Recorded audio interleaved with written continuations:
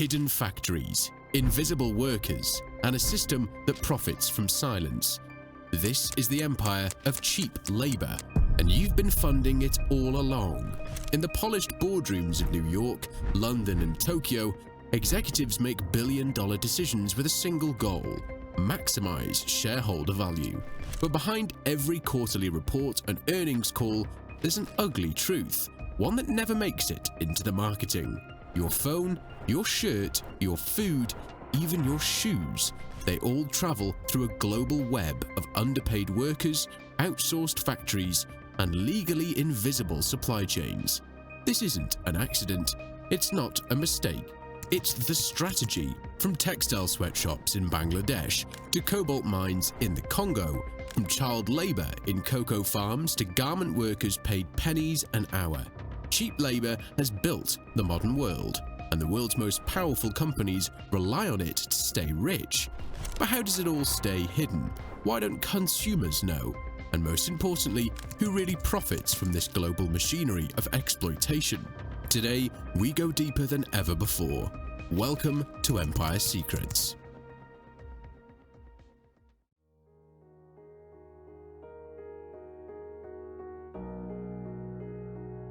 In 1996, a 12-year-old boy in Pakistan sat on a dusty floor, stitching a Nike soccer ball by hand.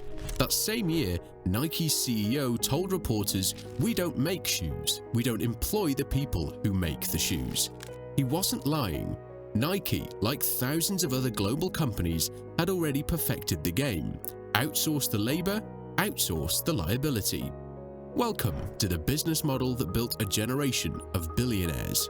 After World War II, multinational corporations expanded rapidly across borders, but instead of hiring workers directly, they started a new trend: subcontract everything.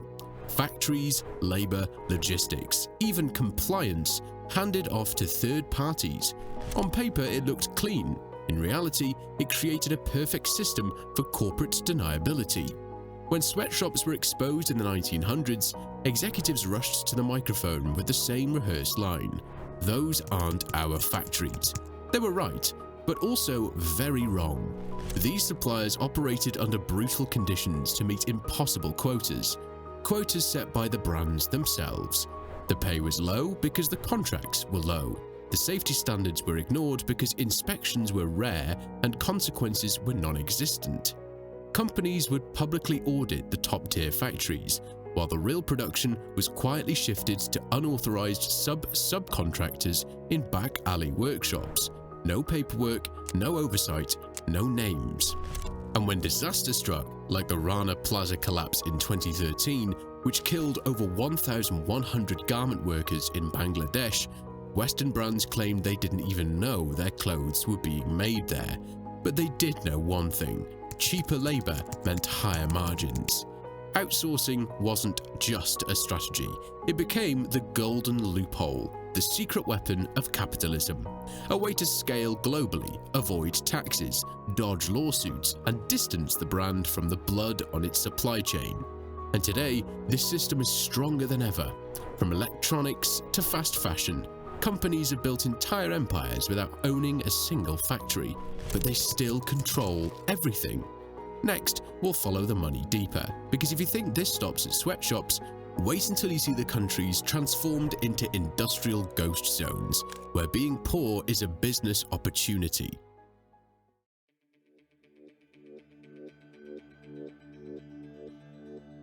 They don't call it colonialism anymore, but the model hasn't changed, only the branding has.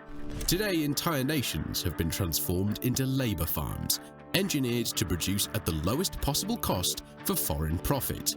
This isn't conspiracy, it's policy, woven into trade deals, aid packages, and investment terms designed to make the poor stay poor, but productive. Take Bangladesh, the second largest garment exporter in the world. 4 million people, mostly women, work in clothing factories, earning an average of $95 per month. Western companies praise the country's economic development, but that development comes at a price. 14-hour shifts, locked doors, unsafe buildings, and wages that don't cover the cost of food. The government doesn't crack down because the system works exactly as intended. Bangladesh earns foreign currency, keeps unemployment low, and remains competitive on the global market.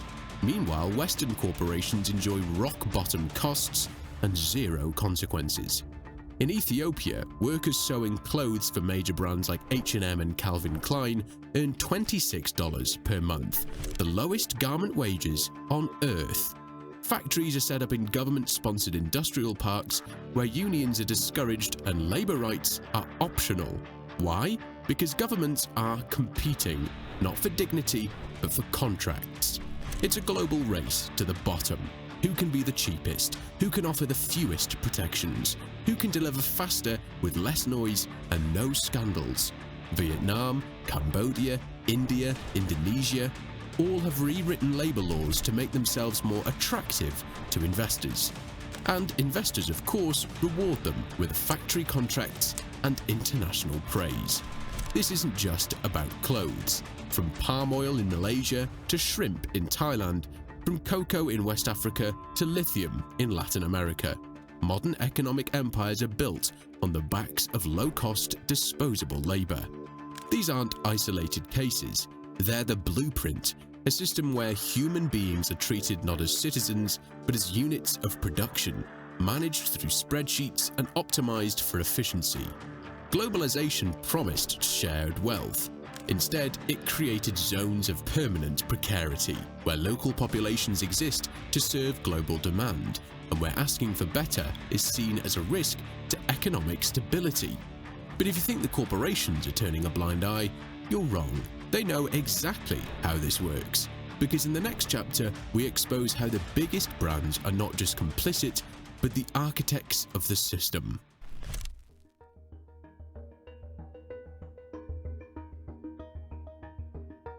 Walk into any Apple store, a Uniqlo boutique, or scroll through Nike's sleek website, and you're met with a polished story, sustainability reports, empowerment slogans, photos of smiling workers in spotless factories.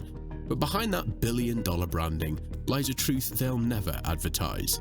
The brands built the system, and they built it to be deniable. Corporations like Apple, Zara, Adidas, and Amazon don't just happen to use third-party factories, they engineer their entire supply chains to maximize control while minimizing liability. Let's take Zara, the global fast fashion giant. Their parent company, Inditex, pioneered the just-in-time model, where clothing designs are turned into finished products and shipped to stores within 2 weeks. This speed requires dozens of subcontracted workshops across low-wage countries, all racing to meet impossible deadlines. And if a factory slips up or breaks the rules, the brand cuts ties and issues a press release saying, "We had no idea." But that's not incompetence, it's design. Global brands set prices so low that factories have no choice but to cut corners. They demand last-minute changes, faster turnarounds, and more volume without ever raising pay. And when disaster strikes, they point to the contract and say, "That's not our employee, that's not our building, that's not our fault." Even more disturbing is how brands use corporate social responsibility, or CSR, as a marketing weapon. They fund third-party audits, publish glossy reports, and set up hotline numbers for workers to file complaints. But most of it is just theatre. In 2020, a global investigation found that over 50% of CSR audits failed to detect child labour, forced overtime, or physical abuse. And in many cases, auditors were either bribed, intimidated, or deliberately misled. Factories clean up for inspection day, then return to business as usual. The brand knows this, everyone knows this, but the illusion holds because it has to. Apple, for example, audits thousands of suppliers every year, and each year finds new violations, from underage labor to illegal overtime. Yet they continue to work with the same suppliers, issuing vague promises of improvement. Why? Because fixing the system would mean raising costs, slowing production, and upsetting investors. And no executive wants to explain that on an earnings call. So instead, they craft the illusion that globalization is clean, responsible, and empowering. that your new iPhone or gym shoes came from factories where everyone's safe and happy, and that if something goes wrong, it's just an isolated incident.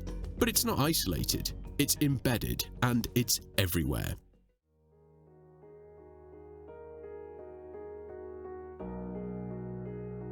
We like to believe that labour exploitation only happens over there in developing nations, far away, out of sight, out of mind.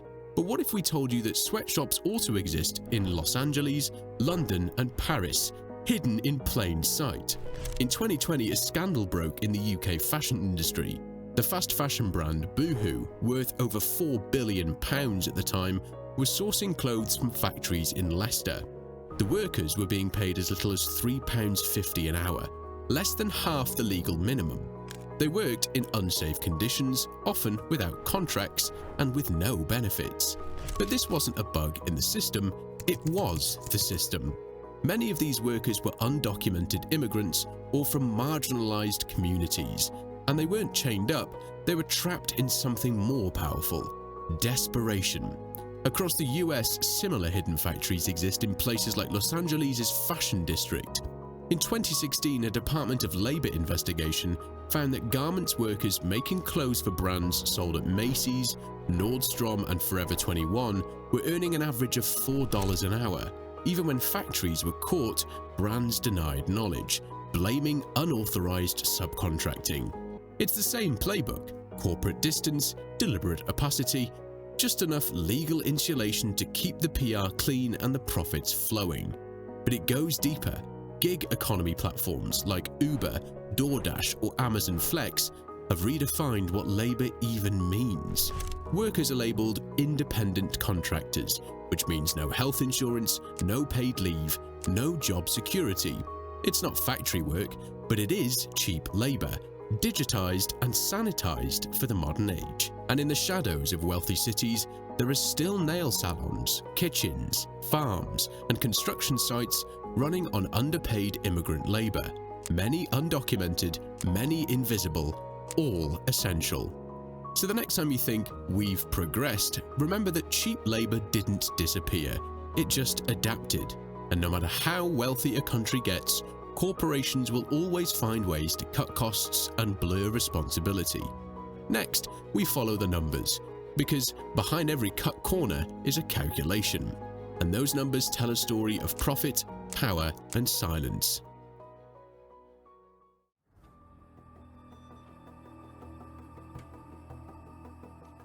In business, everything is measured: margins, returns, efficiency, growth. But there's one number that stays hidden: the human cost per dollar saved. Let's break it down. Imagine a factory worker in Bangladesh earns $95 per month to sew shirts for a global brand. Each shirt costs the factory $1.20 to make, labor, materials, utilities included. That same shirt will sell in New York or London for $40 to $60. The markup over 3,000%. And yet the worker who made it will never earn enough to buy one. This isn't rare, it's the norm, and it's the backbone of modern capitalism. Because the system isn't designed to be fair, it's designed to be profitable. Investors don't reward ethics, they reward growth. And growth comes from cutting costs wherever possible, especially labor, the one expense companies can't eliminate, but can exploit. In 2021, Amazon made $33 billion in profit. But reports showed warehouse workers were being timed to the second, denied bathroom breaks, and injured at twice the industry average. Still, Amazon's stock soared because every dollar not spent on worker protections was a dollar added to shareholder value. The same year, Apple's profit hit $95 billion, while its suppliers in China were caught using student labor working illegal overtime during school holidays. Apple promised to investigate, but the profit margins stayed untouched. Here's the formula they don't teach in business school: low wages plus minimal regulation equals maximum return. And if a scandal erupts, add a PR campaign, subtract a supplier, and continue. Even so-called ethical brands follow similar playbooks. They might pay a bit more, audit a bit more, post better reports, but the core structure remains the same. Outsource the labor, protect the brand, satisfy the market. This is how exploitation becomes invisible, because it's not recorded in spreadsheets as suffering. It's listed under cost savings or operational efficiency, and those efficiencies turn into bonuses, stock buybacks, and rising valuations. So when you wonder how billion-dollar brands keep growing while claiming sustainability and social justice, it's because the numbers are telling one story and reality is telling another. Next, we ask the big question: can this system survive the future? Because with climate shifts, AI, and rising unrest, cheap labor might not stay cheap for long.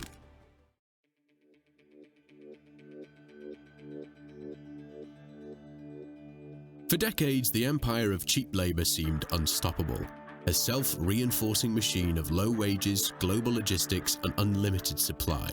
But now, the cracks are starting to show. In Vietnam, a wave of strikes has rocked the garment industry. Tens of thousands of workers walked out, demanding better wages, protesting dangerous conditions, and exposing illegal practices. Many factories shut down temporarily. Others moved to even cheaper countries like Myanmar or Ethiopia. But the unrest followed. In China, rising labor costs and a shrinking youth workforce have forced manufacturers to relocate. But that shift isn't as smooth as it once was, because now even the poorest nations are pushing back. In 2022, garment workers in Bangladesh launched protests that spread across multiple cities, calling for the government to double the minimum wage. They were met with police crackdowns, factories closed, brands panicked. But behind the unrest is a bigger question: is the world running out of cheap labor? The answer might be yes. Demographic changes are shrinking the pool of young, low-paid workers in Asia and Latin America. Rural to urban migration is slowing, and as climate change displaces millions, floods, heat waves, and droughts are making consistent industrial production more unstable than ever. Meanwhile, consumers in the West are waking up. Documentaries, social media exposés, and investigative journalism have revealed the ugly truth behind fast fashion and consumer tech. And Gen Z, once the most enthusiastic online shoppers, are now asking, who made my clothes? Who mined my phone? Who paid the price for my convenience? Corporations are scrambling to adapt. Some are investing in AI and automation to replace human labor entirely. But robots can't yet sew a t-shirt or pick coffee beans. Others are shifting to so-called ethical sourcing, trying to balance cost with conscience. But the changes are mostly cosmetic. Because here's the truth: the empire can't function without inequality. It needs desperation. It needs invisibility. It needs the workers with no voice, no options, and no protections. And as those workers begin to rise, as wages inch up, as protests spread, as conditions are challenged, the system begins to fracture. But don't mistake that for collapse, because the empire has one last move, one final strategy to maintain control, and that's where we go next.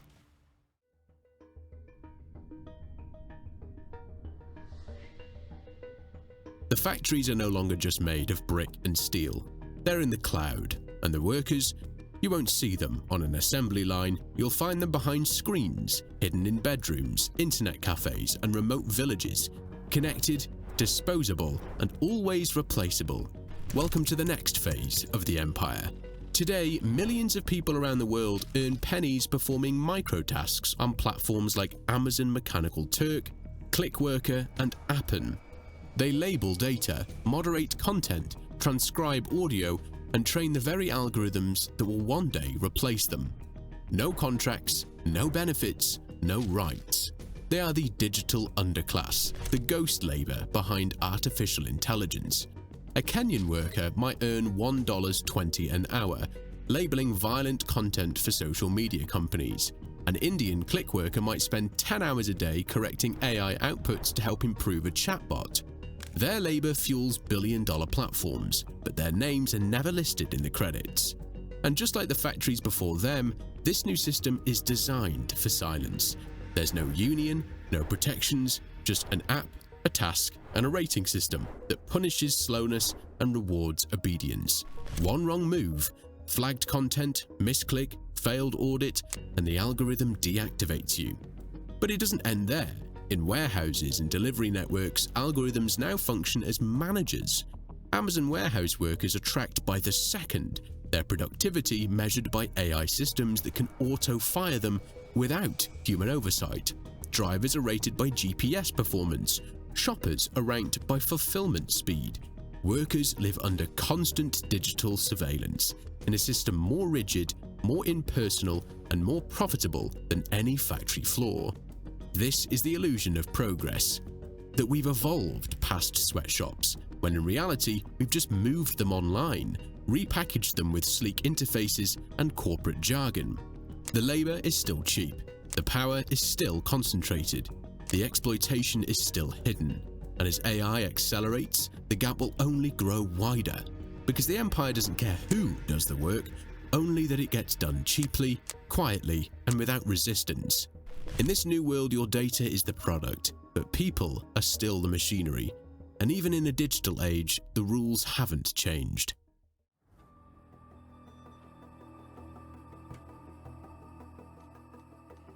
The empire of cheap labor doesn't exist because people are lazy.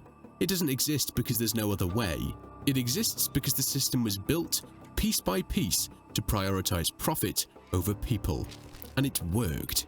From the rice fields of Vietnam to the favelas of Brazil, from LA sweatshops to Kenyan data farms, this is the machine beneath modern capitalism.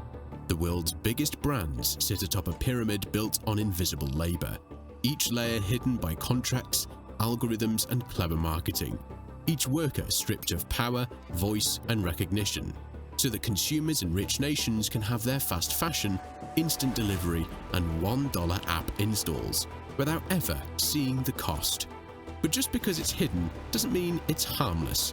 Every time we scroll, tap, click, or consume, we participate. And that's the uncomfortable truth the empire relies on. That we won't look too closely. That we'll believe the slogans. That we'll stay distracted by the shine of the product while forgetting the hands that made it. But history shows us empires built on silence don't last forever. People speak, workers rise, and every illusion, no matter how powerful, eventually cracks. The only question is, will we see the empire for what it is before it builds a new one in its place? If this opened your eyes, share it, because the system stays hidden when no one dares to look. Subscribe now for insights into the world's biggest business giants. Your desire, your empire.